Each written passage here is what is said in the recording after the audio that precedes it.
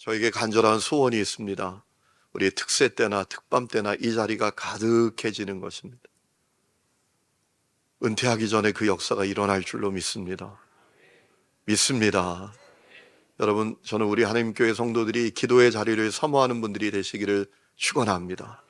기도하는데 목숨을 거는 분들이 일어나기를 축원합니다. 여기 청년들이 가득히 나와서 기도하고 오늘 정말 놀라운 일이 일어났어요. 우리 청소년들이 특밤에 나왔어요. 우리 청소년들이 특밤에 나오는 일이 거의 없었는데 제가 보니까 우리 청소년들이 특밤에 나왔어요. 우리 문 전사님 누군지 저한테 알려주셔요.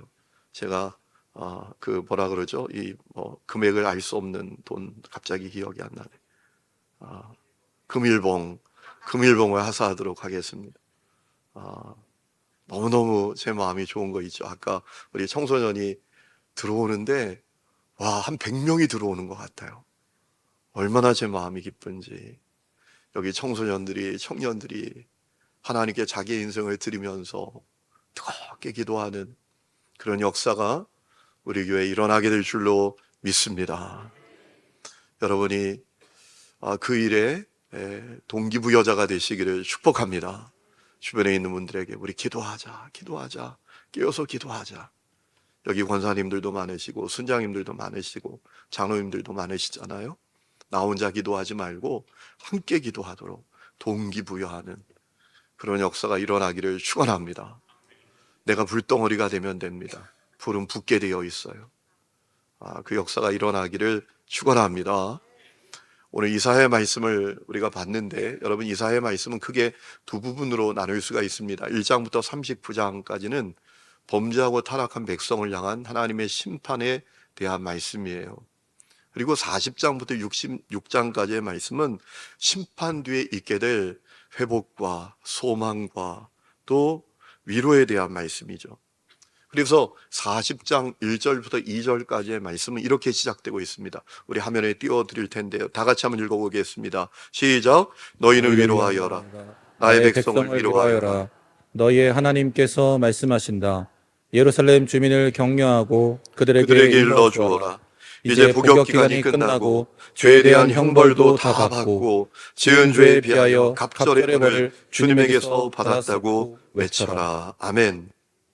자, 그런데 우리가 주목해야 될 것은 이사야 선지자는 이스라엘 민족의 회복과 소망에 대해서 말씀했을 뿐만 아니라 전적으로 타락한 세상 모든 사람의 회복과 소망에 대해서 증언했다라는 것입니다. 그러면 전적으로 타락한 인간이 어떻게 회복되고 소망을 갖게 될 것인가? 이사야 선지자는 아주 중요한 사실을 증언하는데 오실 예수님, 오실 메시아를 통해서 그 일이 이루어진다라고 증언하고 있습니다. 여러분, 이사야 선지자는 정말 놀라운 선지자입니다. 왜냐하면 예수님이 오시기 약 700여 년 전에 예수님이 오신다, 메시아가 오신다라고 증언했기 때문입니다. 여러분, 이사야 11장 1절 말씀을 보면 우리가 알 수 있죠. 우리 다 같이 한번 읽어보겠습니다. 시작. 이새의 줄기에서 한 싹이 나며 그 뿌리에서 한 가지가 자라서 열매를 맺는다. 주님의 영이 그에게 내려오신다.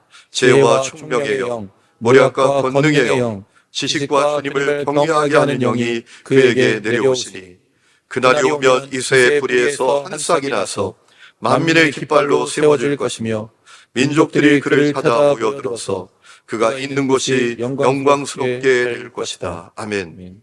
무엇을 예언한 겁니까? 이새의 아들 다윗의 후손으로 예수님이 오실 것에 대해서 이 이사야가 예언했다라는 것입니다.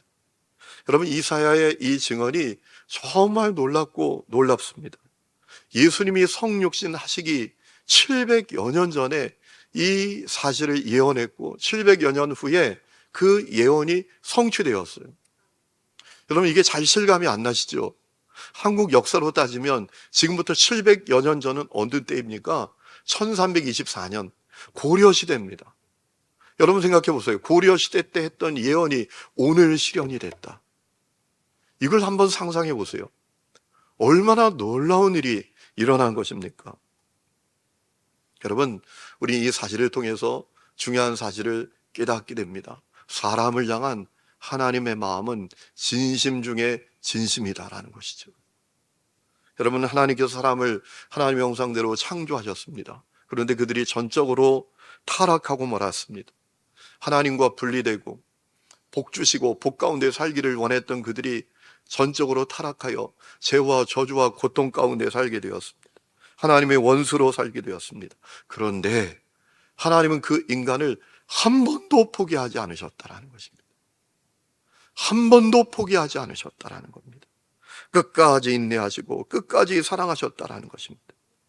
전적으로 타락한 인간을 구원하기 위한 하나님의 계획을 한 번도 포기하지 않으셨다라는 것입니다.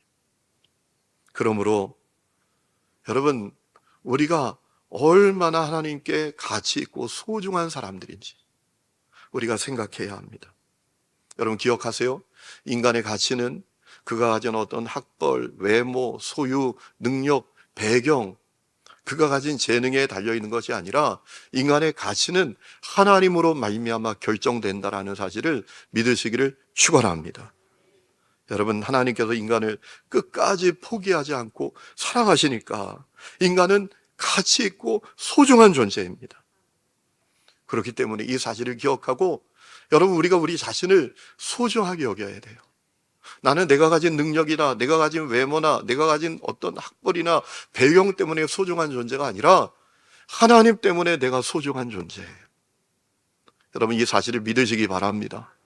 여러분 가운데 그런 분이 있어요? 나는 아무것도 없어. 나는 재능도 없고 잘생기지도 못했고 배경도 든든하지 않고 제대로 배우지도 못했고 가지지도 못했고 그래서 여러분을 평가절하하는 분들이 계십니까? 절대로 그러지 마세요. 하나님 때문에 여러분은 가치 있고 소중한 존재이십니다. 주님께서 여러분을 사랑하시고 끝까지 포기하지 않으셨어요. 나에 대해서뿐만 아니라 다른 사람에게 대해서도 똑같습니다. 여러분, 우리는 다른 사람을 소중하고 가치 있게 여겨야 합니다. 그의 능력 때문이 아닙니다. 그의 소유 때문이 아닙니다. 그가 가진 어떤 배경 때문이 아닙니다. 그가 하나님의 형상대로 지음받고 하나님께 사랑받고 하나님께서 그를 포기하지 않으셨다라는 사실 때문에 그는 가치 있고 소중한 존재입니다. 여러분, 이 사실을 기억하시기를 축원합니다. 우리 옆 사람을 한번 축복하십시다. 당신은 소중한 사람입니다. 좀 진심으로 해보세요. 다시, 당신은 가치 있는 분이십니다. 목소리를 높여서 당신은 가치 있는 사람입니다. 이렇게 하지 마시고 당신은 가치 있는 분이십니다. 시작. 여러분, 우리가 이 고백을 회복해야 됩니다. 올해가 개신교 선교 140주년인데 여러분, 140년 만에 교인 1000만 명이 있는 나라는 한국밖에 없어요. 선교 140년이 됐는데 기독교인이 1000만이 된 나라는 세계 역사 가운데 대한민국밖에 없습니다. 이건 정말 놀라운 일입니다. 여러분, 이 나라 가운데 이 기독교가 급속하게 전파되었던 중요한 이유가 무엇입니까? 이 고백 때문에 그렇게 된 거예요. 당신은 소중한 사람이에요. 당신은 가치 있는 사람이에요. 당신이 백정일지라도, 당신이 여성일지라도, 당신이 노예일지라도, 당신이 못 배웠을지라도, 당신이 가난하고 당신 몸이 불편할지라도 당신은 소중한 사람이에요. 당신은 가치 있는 사람이에요. 하나님이 당신을 가치 있게 여기세요. 소중하게 여기세요. 아니, 더 나아가서 당신을 향한 놀라운 계획을 갖고 계세요. 이렇게 전했기 때문에 여러분, 이 땅에 기독교가 급속하게 퍼져나갈 수 있었던 거예요. 그런데 안타까운 것은 언제부턴가 한국교회는 이상한 교회가 되고 말았어요. 그저 가진 자, 배운 자, 힘 있는 자, 능력 있는 자, 뛰어난 자를 주목하고 인정하고 가치 있게 대하고 말았어요. 여러분, 회개해야 할 줄로 믿습니다. 회개해야 합니다. 그리고 다시 그 신앙의 고백 회복해야 합니다. 당신이 어떤 사람이든지 당신은 가치 있는 사람이에요. 소중한 사람이에요. 복된 사람이에요. 당신을 향하여 놀라운 계획을 주님이 이루실 거예요. 여러분, 이 고백이 우리 교회의 고백이 되고 여러분의 고백이 되시기를 주의 이름으로 축원합니다. 자, 이사야가 그렇게 오실 예수님에 대해서 증언을 했는데, 여러분 이사야의 특징은 오실 예수님에 대해서 증언했을 뿐만 아니라 오실 예수님이 어떤 분이신지, 그분이 어떤 일을 행하실지에 대해서도 증언을 했습니다. 그것은 이사야 말씀 가운데 소위 여호와의 종의 노래라고 불리는 말씀에 소개되고 있습니다. 여러분 이사야에는 크게 네 군데의 여호와의 종의 노래가 나옵니다. 이사야서 42장 1절부터 9절까지, 오늘 우리가 읽은 말씀이죠. 그리고 49장 1절부터 7절까지, 그리고 50장 4절부터 9절까지, 그리고 52장 13절부터 53장 12절까지, 총 네 군데 소위 여호와의 종의 노래라고 부르는 말씀이 나와요. 그 노래의 핵심이 뭐냐? 여호와의 종, 오실 메시아, 예수님이 누구시냐? 그분이 어떤 일을 하시느냐에 대한 말씀이 그 내용에 속해 있다라는 것이에요. 자, 오늘 우리가 이 말씀에 이 여호와의 종의 노래라고 불리는 말씀이 오늘 우리가 읽은 말씀인데, 오늘 말씀을 보면 오실 메시아 예수님이 어떤 분이시냐, 이것이 소개되고 있습니다. 크게 보면 세 가지로 소개되고 있어요. 첫 번째, 예수님은 구원자시다, 그리스도시다 라고 소개되고 있어요. 여러분 1절 말씀 보세요. 자, 내가 붙드는 나의 종, 내 마음에 기뻐하는 자, 곧 내가 택한 사람이라고 했어요. 여러분 뭘 말하는 거죠? 예수님은 비록 사람의 아들로 오시지만 그분은 하나님의 아들이다, 하나님의 독생자로 이 땅에 오신다 라는 말씀이에요.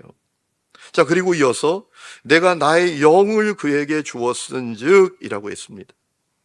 이 얘기는 무슨 얘기인가 하면 예수님은 하나님의 영이 부어지신 구원자 그리스도시다라는 거예요. 여러분 그리스도는 히브리어로 메시아라고 불러요. 메시아가 히브리어로 메시아라면 히라버 헬라어로는 그리스도이십니다. 구원자, 기름 부음 받은 자라는 의미입니다. 그러니까 예수님은 모든 사람을 구원하기 위해서 오신 분, 모든 사람의 그리스도로 이 땅에 오신 분이시다라는 겁니다. 그러면 예수님이 사람을 어디서 구원하십니까? 여러분 제가 여러 번 말씀드렸어요. 여러분 예수님이 사람을 어디로부터 구원하십니까?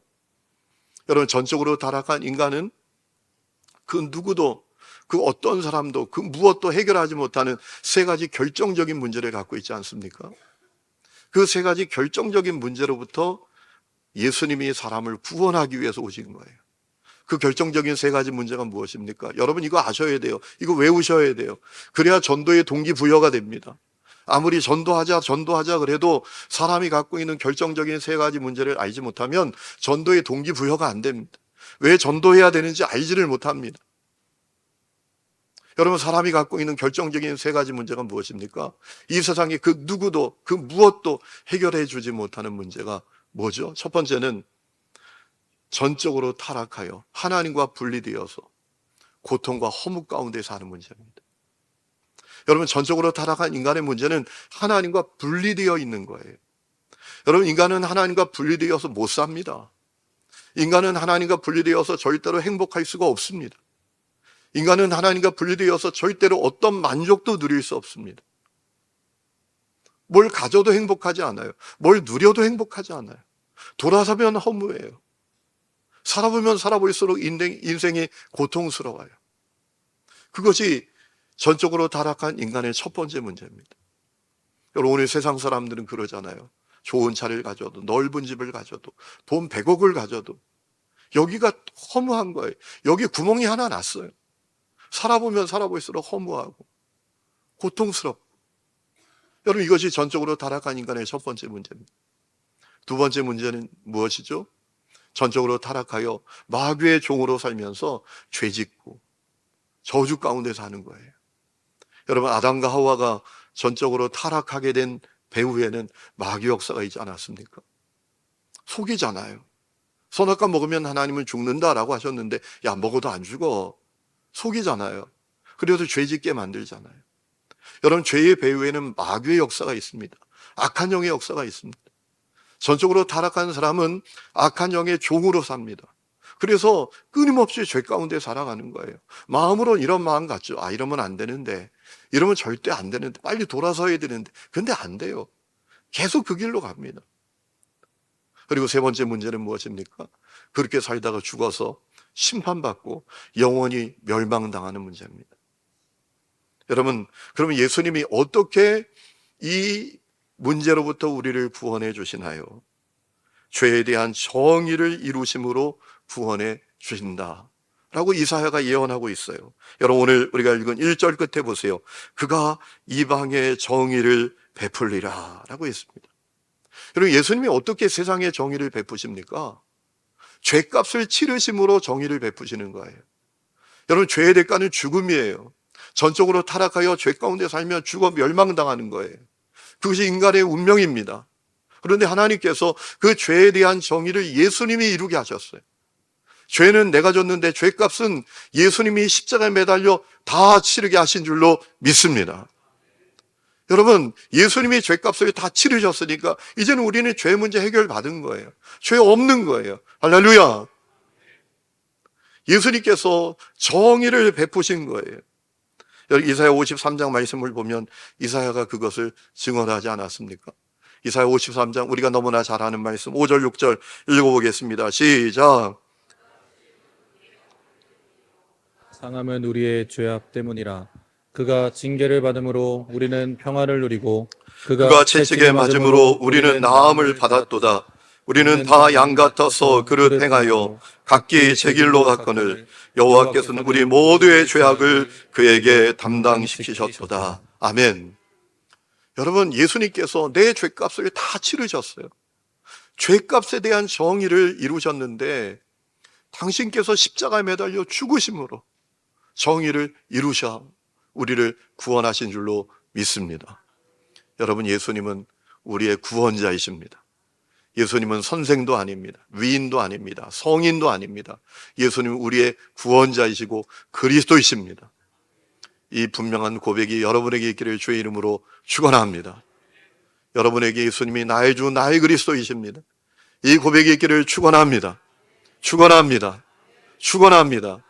그거 알지 못하면, 그거 여러분의 입술로 분명하게 고백하지 않으면 여러분 고난 주간 100번 보내도 아무 의미 없어요. 예수님 왜 고난 당하셨는지 그걸 분명히 알아야죠. 내 죄값 치르기 위해서, 내 죄에 대한 정의를 이루시기 위해서 그분이 십자가 매달려 죽으셨다. 그분이 나의 주 나의 그리스도다. 여러분, 이 고백이 여러분에게 분명히 일어나기를 주의 이름으로 축원합니다. 두 번째로 예수님은 외유 내강한 분이시다 라고 이사야는 증언하고 있습니다. 여러분, 2절 말씀 보세요. 그는 외치지 아니하며 목소리를 높이지 아니하며 그 소리를 거리에 들리게 하지 아니하며 라고 했습니다. 예수님은 대단히 요란하고 그냥 대단하게 활동하지 않으셨다라는 것이 온유한 모습으로 겸손한 모습으로 사역하셨다라는 겁니다. 여러분, 당시 제사장들, 바리새인들, 사두개인들 그들은 달랐어요. 그들은 아주 대단한 종교인, 대단한 행세를 하는 사람이었어요. 그런데 우리 예수님은 그렇지 않으셨잖아요. 또 3절에 보면 상한 갈대를 꺾지 아니하며 꺼져가는 등불을 끄지 아니하고 진실로 정의를 시행할 것이며 라고 했어요. 마치 상한 갈대와 같은 사람, 꺼져가는 등불 같은 사람, 사람의 눈으로 볼 때 아무리 봐도 가망이 없고 가치 없고 쓸모없는 존재라고 할지라도 포기하지 않으셨다라는 겁니다. 사랑하고 긍휼히 여기시고 소중하게 여기시고 회복시켜 주시고 세워주셨다라는 거예요. 여러분, 그래서 삭개오가 그 주님 때문에 변화되어서 자기 재산을 다 나눠주고 존귀한 인생을 살게 되지 않았습니까? 남편이 5이나 있었던 사마리아 여인이 이 예수님으로 말미암아 동네로 뛰어들어가서 와보라 내가 그리스도를 만났다라고 외치지 않았습니까? 세리 마태가 변화되었어요. 살인자 사울이 바울이 되었어요. 여러분, 우리 예수님이 그런 분이십니다. 여러분, 그렇기 때문에 오늘 우리가 기억해야 될 것이 있어요. 누구도 포기하지 말아야 한다는 겁니다.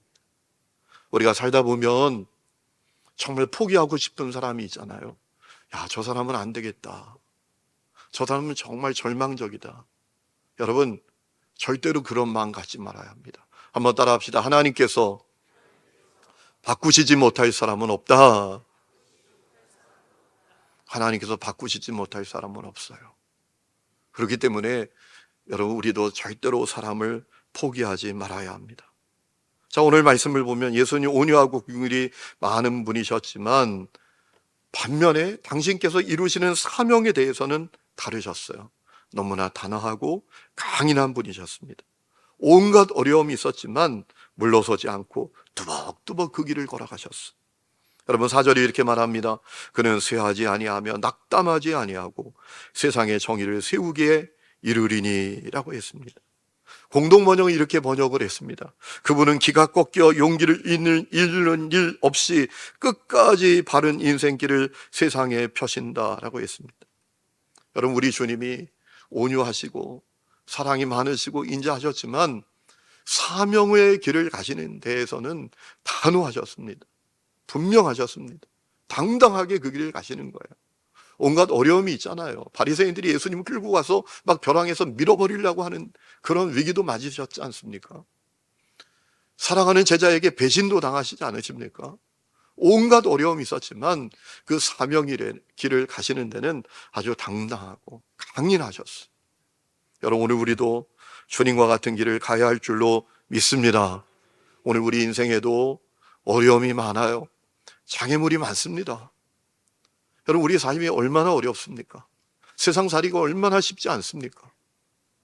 직장 다니는 거, 사업하는 거, 가정을 이루는 거, 가장으로서 역할을 감당하는 것, 자녀를 육아하는 것, 여러분, 이거 얼마나 쉽지 않습니까?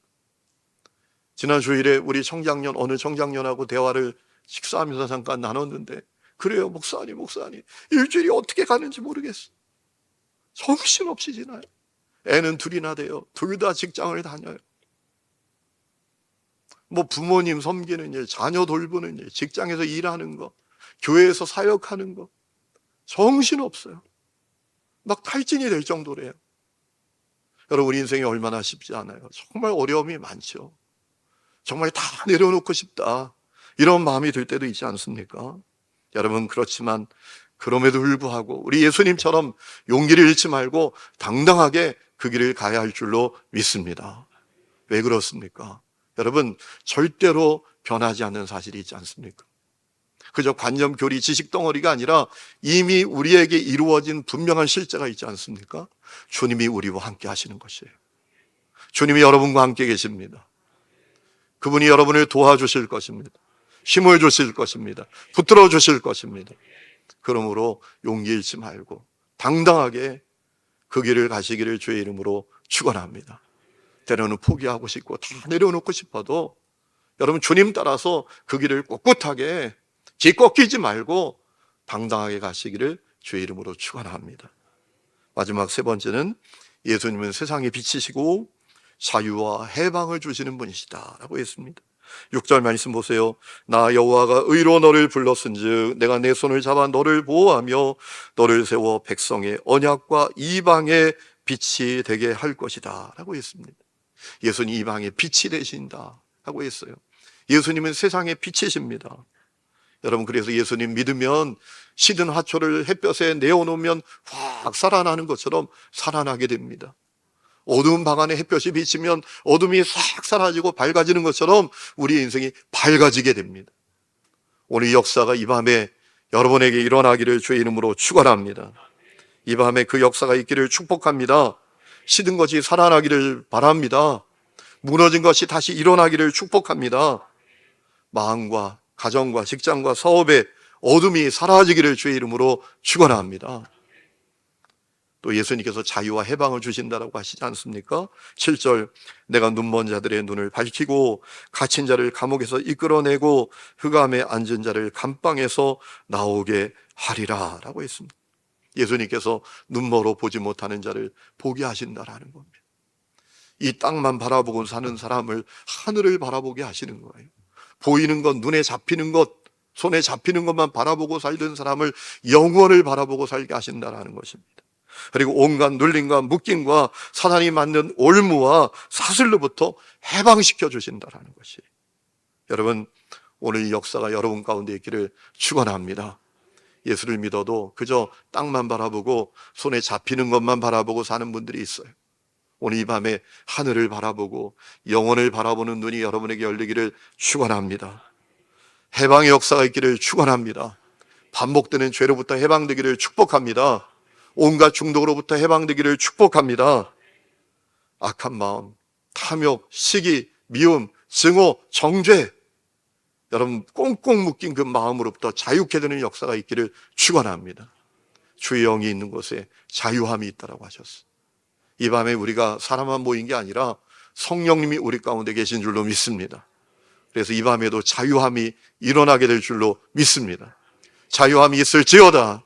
자유함이 있을지어다. 여러분, 우리 성도들 가운데 미워하는 마음을 버리지 못하고 그 감옥에서 꽁꽁 묶여서 평생 사는 사람이 있어요. 내 형을 용서하지 못하고, 내 동생을 용서하지 못하고, 내 부모를 용서하지 못하고, 이런 감옥에 갇혀 있는 분들도 많이 있습니다. 여러분 가운데 우울한 마음이 있습니까? 죽고 싶은 마음에 갇혀 있는 분들이 있습니까? 오늘 해방되시기를 주의 이름으로 축원합니다. 여러분, 우리 예수님이 그 일을 하신다고 이사야는 분명히 예언했고요. 우리 예수님은 그 역사를 이루셨고 지금도 이루고 계신 줄로 믿습니다. 오늘 이 밤에 그 주님의 역사를 경험하는 밤이 되시기를 축원합니다. 여러분, 고난주간은 그저 예수님 나 위해서 십자가에 죽으셨네, 그냥 슬퍼하고 그냥 금식하고 배고파 이러고 보내는 주간이 아니라 그리스도이신 예수님, 구원자 되신 예수님, 해방의 예수님, 내게 승리를 주시는 예수님을 경험하고 붙드는 주간이 이 고난의 주간인 줄로 믿습니다. 그 역사를 이 고난 주간에 누리는 우리 성도들이 다 되시기를 주님의 이름으로 축원합니다.